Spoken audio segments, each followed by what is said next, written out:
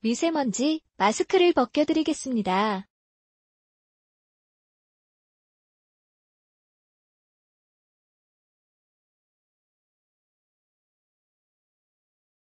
이번 6일 3지방선거에 출마한 9,300여 명의 후보자들은 약 20만 개에 이르는 선거 공약을 제시하며 표심을 호소했다.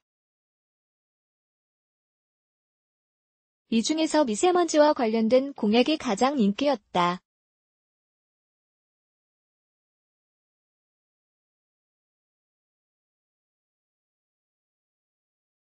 당선이든 낙선이든 일단 미세먼지부터 외치는 선거 분위기, 10년 전만 해도 노련한 정치인도 미세먼지가 선거 공약 중심에 가장 인기 있는 표심이 될 것으로 누구도 예상을 못했다. 분명히 유권자들은 당선자의 선거 공약을 반드시 기억하며 다음 선거에서 실행 여부를 꼼꼼히 챙길 것으로 보인다. 여야는 미세먼지 주범으로 지목된 노후경유차 해결 문제를 중심 공약으로 제시했다.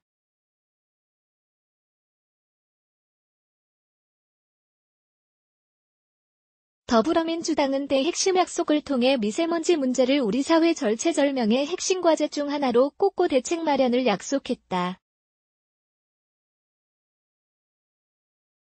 경유차, 비산먼지 등 배출원 관리 강화를 비롯해 2022년까지 노후경유차 조기 폐차를 통한 경유차 강축, 노후 건설기계 저감장치 부착 및 엔진 교체, 액화석유가스, LPG, 차량 사용 제한 조기 폐지, 생활형 노후 경유화 물차 LPG 전원 등을 추진한다는 공약이다.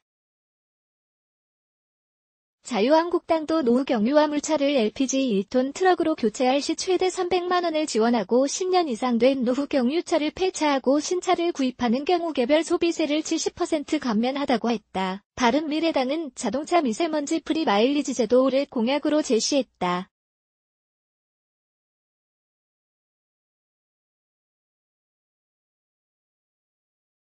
서울시장 후보들도 미세먼지 없는 서울의 청사진을 제시하며 잇따른 공약을 발표했다.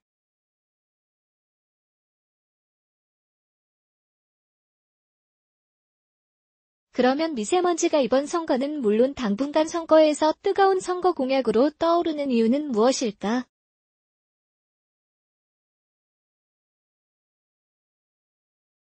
우리나라는 OECD 가입국 중 유난히 경유차가 많은 42%로 약 900만 대이며 정부는 노후 경유차의 31%인 약 286만 대가 차량 오염원의 미세먼지 배출량 중 57%를 차지하는 것으로 보고 있다.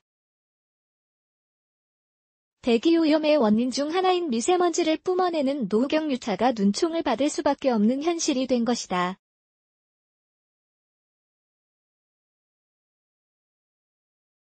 2006년부터 DPF, 미세먼지 포집 필터, 입자상물질 PM을 포집하며 태워서 없애는 장치로 미세먼지는 미세매연 입자를 뜻한다.를 출고 시 의무 장착하고 있지만 이전 노후경유차들은 DPF 없이 미세먼지를 배출하며 운행하고 있다.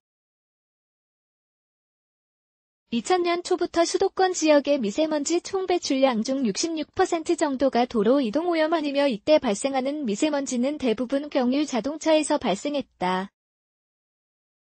2015년 경제협력개발기구 OECD 초미세먼지 노출도 조사에서 한국은 1세제곱미터당 32 마이크로그램으로 35개 가입국 가운데 1위를 차지했다. 1998년 이래 17번의 조사에서 한국은 12번이나 1위를 했다.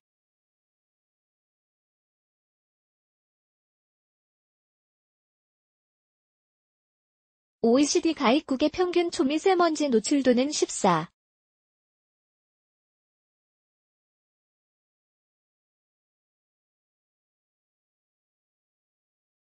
1세제곱미터당 5 마이크로그램로 우리의 절반 수준이다.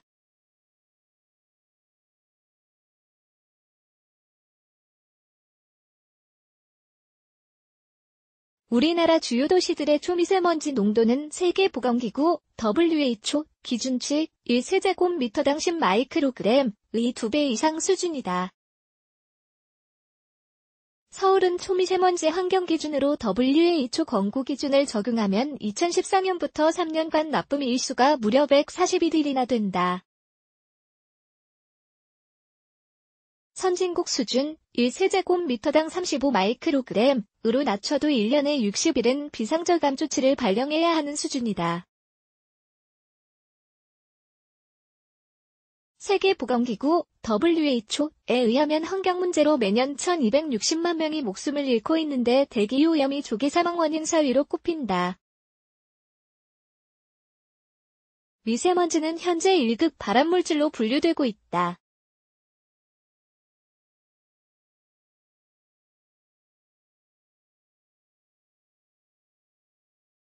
미세먼지에 포함된 독성은 천식, 만성기관지염, 기도폐쇄 또는 악화 등 호흡기에 영향을 끼치며 심혈관계 질환의 요인으로 작용한다. 세계보건기구 2012년 보고서에 따르면 세계 사망자의 8명 중 1명이 대기오염으로 인해 사망한 것으로 추산하고 있는 만큼 교통부문에서의 대책은 매우 중요한 사안이다. 갈수록 미세먼지로 인한 건강에 대한 관심이 고조되고 있고 건강에 위해를 끼치는 미세먼지는 2300만 대 자동차, 특히 경유차의 연료 사용으로 인한 원인이 크기 때문에 국민적 관심도 클 수밖에 없다. 문재인 정부 출범 이후 미세먼지 관련 사항이 국정과제로까지 포함되었다.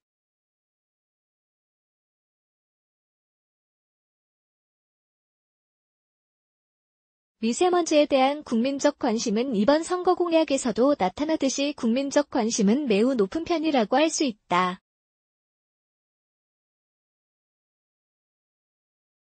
2017년 국정운영 계획을 통해 미세먼지 30% 감축 목표까지 제시했다.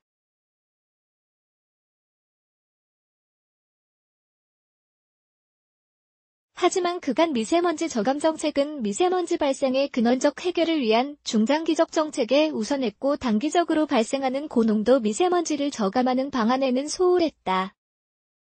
정책의 우선순위 설정과 효과적인 미세먼지 저감을 위해 교통부문에서 우선적으로 취해야 할 조치는 및 빠진 독과 같은 전국적인 노후경 유차 문제 처리가 시급하다.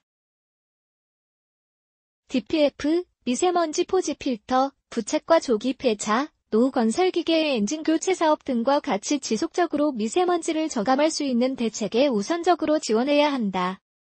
특히 중국과 같은 국외 요인의 미세먼지 발생의 주된 기여분으로 돌리는 인식 때문에 미세먼지 고농도 시 국내 발생량을 적극적으로 감축하려는 노력이 부족했던 것도 사실이다.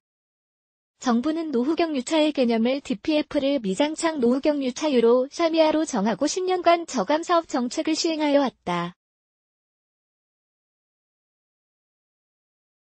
그러나 폭스바겐 사태에서 보듯이 신차 제작에서부터 PM이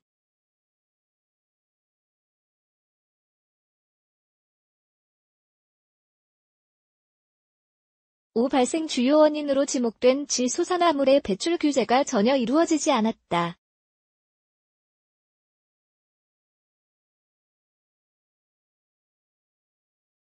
따라서 노후경 유차의 개념을 유로 3이하에서 최소 유로 4와 유로 5로 확대하는 노후경 유차에 대한 적극적인 보완 대책이 시급하다는 분석이다.